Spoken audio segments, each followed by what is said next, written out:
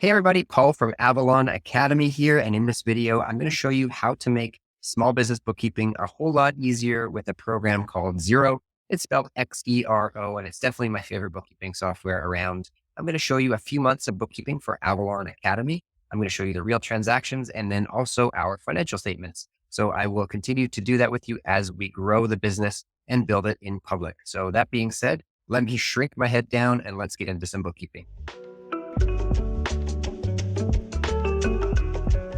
Okay, so this is Xero. I've already set it up. And what I mean by set it up is I've connected up the small business bank accounts to it. So I have an RBC checking account, I have a PayPal account, and then we have an RBC Visa. So pretty simple.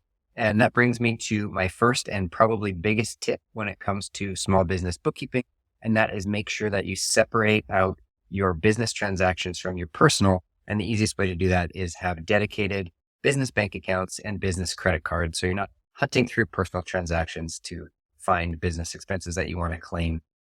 And what we have is a bank feed, and that just means we've connected Xero up to these accounts, and we can start to see my transactions flow in from the online banking, and it looks just the same.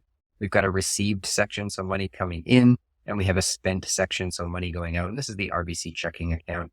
We can see I transferred in some money in the very beginning just to get things off the ground, and then we started spending it right away. So that's kind of typically what happens when you start a business, and that's totally okay. So that's the bank feed. The next thing I want to cover is the chart of accounts. And really all that is the different buckets that we're going to put our transactions into. And under accounting and chart of accounts, we'll see we have a really basic set of accounts, but that's really all you need. I wouldn't start complicated in any way. Keep it simple. And then if you see the need to add new accounts, that's when you do so. So this looks like we have assets. These are things that the company owns, like money, or things that the company is owed, like accounts receivable. Those are the 1,000 level accounts. 2,000 level accounts, here we have our liabilities. So the opposite, things that the company owes to somebody else. So accounts payable, or things like credit cards if there's a balance on a credit card. Then we get into the 3,000 level accounts, which are equity accounts. We're probably not going to use these very much. They represent things like share capital in the company, dividends that we pay ourselves as shareholders in the company, and then retained earnings, which is really just the amount of profit that gets carried forward from year to year and gets rolled into retained earnings. He says, do not use because we're not actually going to record any transactions to that account. Then we have 4,000 level accounts. These are our sales accounts. So we have different types of revenue we could show on our income statement. We can rename those. I'm just going to leave it as sales because I really only have one type of revenue in this business right now. So I'll know what I'm talking about when I record things to my one sales account. And then we have our different expense accounts. So if we had direct costs, meaning cost of goods sold, we would put them in our 5,000 level accounts. And these are just generic numbering system. It's a generic numbering system for these accounts. Then we have our 6,000 level accounts. These are our operating expenses. These are really typical accounting, advertising, bank charges, legal fees, meals and entertainment, office expenses, that kind of thing. We're just going to put these expenses into buckets or categories. And the real thing we want to do, the real purpose is to just make it so that our financial statements speak to us as business owners. We want to categorize things simply, but also in a way that we know where the money is going. So if we wanted to create a very specific account that said something like Thinkific transaction fees for the fees that Thinkific charges us, I could do that. And then I'd know that everything in that account was money spent as transaction fees. I like to keep it really simple at the start. And I just have a bank charges account that would go for all of those different ones. So these are my accounts that I have set up. And now that you've seen the chart of accounts, let's get into actually categorizing some transactions. So that means recording sales, recording revenue, and recording expenses. So I will start with the RBC checking account. It says I have 38 items to reconcile. And that sounds like a lot. It's 3 months worth of transactions. So it's not really a lot. And with Xero, we can really start to speed things up. So I'm going to click reconcile 38 items. And I will start recording transactions. And to do that, I'm going to use this create tab, and I need to enter in the who, the what, and the why. And I don't always enter a why because typically you can kind of tell what's going on just from the transaction details in your bank account. So this one, as I mentioned before, is from me to the company, and it was a loan. So I'm going to call that a shareholder loan. That's me lending Avalon Academy $1,000 to start spending on stuff. I'm not going to enter a why. And the other thing I could enter is a tax code. If I had paid GST on a transaction or received GST on a sale, or HST or wherever you are, PST even, you can record that here. This is tax exempt because it's just money directly from my personal account into my corporate bank account, Joy. From there, we have some money that went to Avalon Accounting Inc. And what this was is a reimbursement for the incorporation fees that Avalon Accounting paid on behalf of Avalon Academy. And I'm going to record these as an expense because it's really just a flow through. We just temporarily had Avalon Accounting loan the money to this business because it didn't even exist. This was pre-incorporation. We had to pay for it out of somewhere. So it came out of that other company. So I know this went to a place called Owner actually, and it was legal fees. So I'm going to call it that. And it had GST on it. So GST on purchases, not okay. And then from there, I start to get into some regular looking transactions. I have this monthly fee that my RBC account charges every time. So I could type it in like this, type in who, RBC, what is bank charges. And then I'm never going to bother with the description because it's just very clear what that is. But instead of doing that, I want to set up a bank rule so that I teach Xero how to record this transaction forever and ever and ever. So I don't actually have to do that myself. Here we can see apply a bank rule. Any of these conditions match, or if all of our conditions match, then we're going to do all this other stuff. So it's like, if this happens, if this transaction shows up, then we're going to record it in a certain way. And in this case, I want any of these conditions because all I want it to say is the description equals monthly fee. Then we're going to set the contact as RBC, and we are going to add a description as bank charges, and the account's going to be bank charges, and the tax rate is exempt. So now we've taught Xero, anytime this happens, record it as a bank fee or bank charge. And then we're going to name the rule. I'm just going to call it RBC bank charges just to make it really clear when I do see this rule show up that it is recording bank charges and not something else. So you can see here, we've got the rule has been applied. It says RBC bank charges. I don't need to enter any more information. I can just click OK. And going forward, anytime those $6 transactions come up again, it'll have the same effect. It'll take over for us. We don't need to do anything except click OK. Next, we start to see money coming in, which is great. We're starting to get some sales. And this is our online course sales. And it's on a platform called Thinkific, which is why it says thinkific.com here. This payment received $217.32. Now, Thinkific actually takes care of the GST, HST for us. So we don't need to record that as collected, which we normally would as a business that is registered for GST, HST. We would need to collect that and then remit it to the government. But Thinkific takes over. They find out where it came from, where the purchaser was, and then they charge the appropriate taxes and they remit it on our behalf. So I don't actually need to deal with that. I'm just going to write Thinkific as my who, and my account is sales because it's revenue. And I'm going to put tax exempt because, again, Thinkific took care of that GST for us. So I'll click OK. And really what I actually want to do is create another bank rule so that I don't have to deal with it anymore. Create a bank rule. And I will say if any of these conditions match, I'm going to say this one condition matches that says missed payment thinkific.com.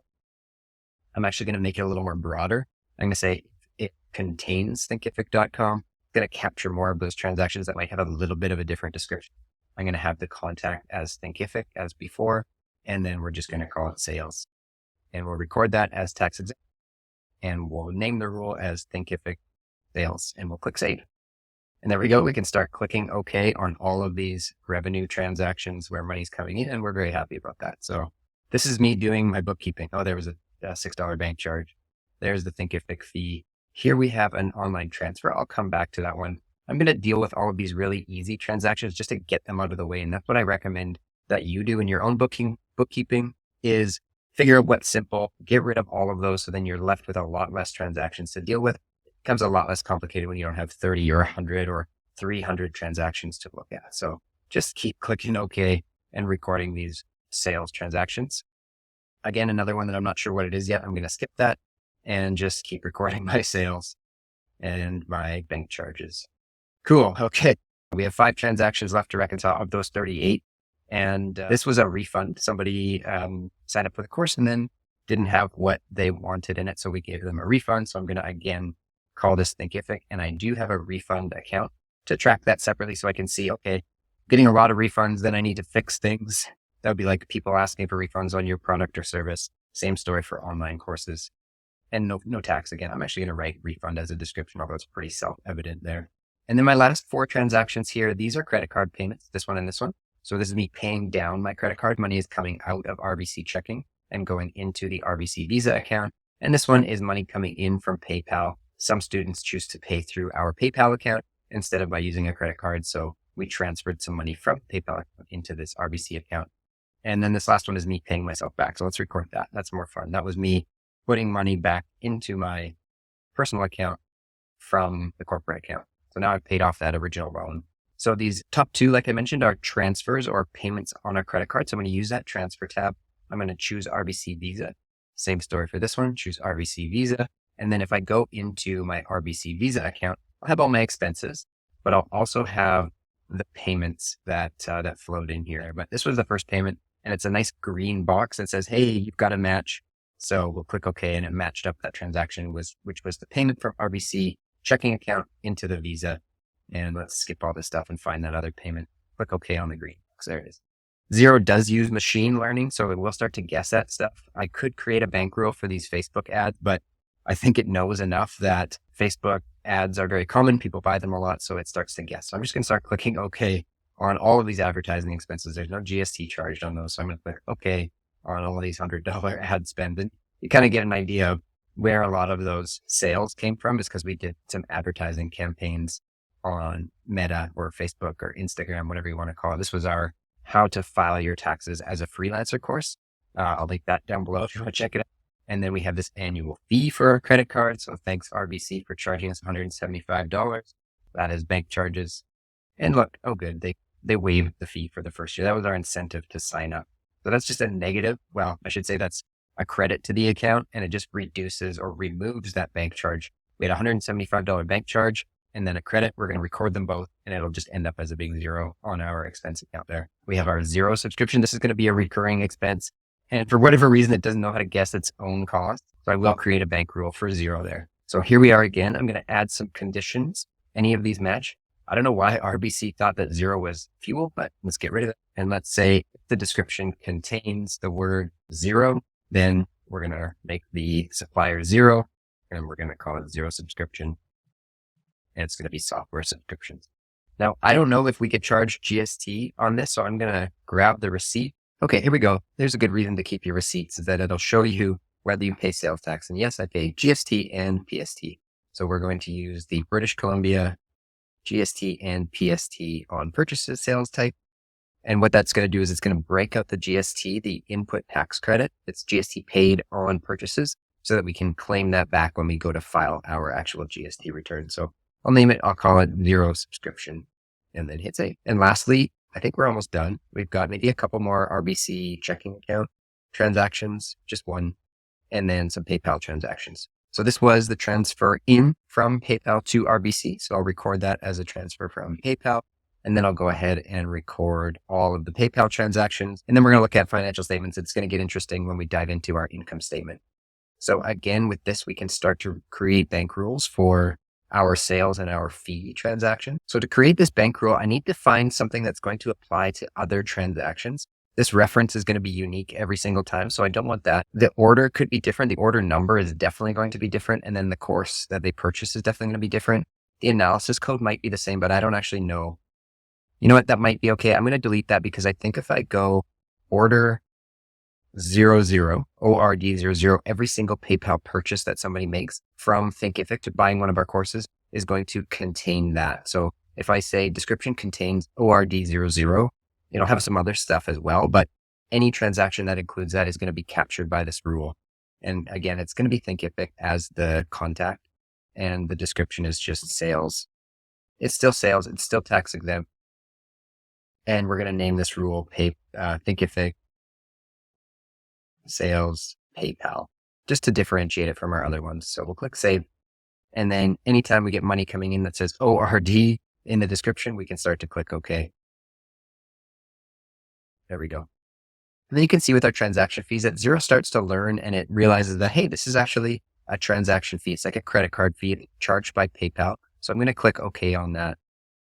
And this one here, PayPal does this funny thing sometimes where it takes some of your money and it puts it in this hold account. You can't access it, and then it releases it a little bit later. So what it is it's PayPal, and I created this other account. It's called a PayPal hold account. It's just temporary, because we can see here in a second that comes right back out, general hold release, And we're just reversing that hold. So we're going to go PayPal hold. And so we record one side, then we record the opposite side. And again, it comes out to a net of nothing. One more of those in and one more of those out. And then we can just start recording our transaction fees and our sales revenue here. So I've blurred out these because they include students' names and email addresses on there. But this is all PayPal sales or Thinkific sales paid through PayPal.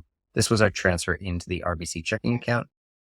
And now we have completed all of our bookkeeping. You can see if we go back to the dashboard, we have 0 transactions left to reconcile. We did 3 months of bookkeeping in about a half an hour. And that's totally normal. You can absolutely do that. And it included a bunch of setup as well. So once we have the bank rules set up, all we have to do is just click OK a whole bunch of times and you could do your monthly bookkeeping in like 10 minutes, no problem.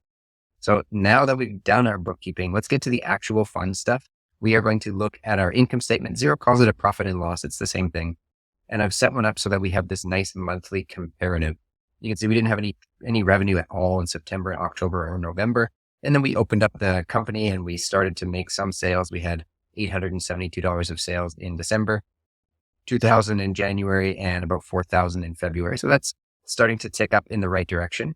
We had 1 refund from February, so that's fine. I'm not too worried about that. I know exactly why it was refunded, and it wasn't anything to do with course quality. It was just not the content that the person needed.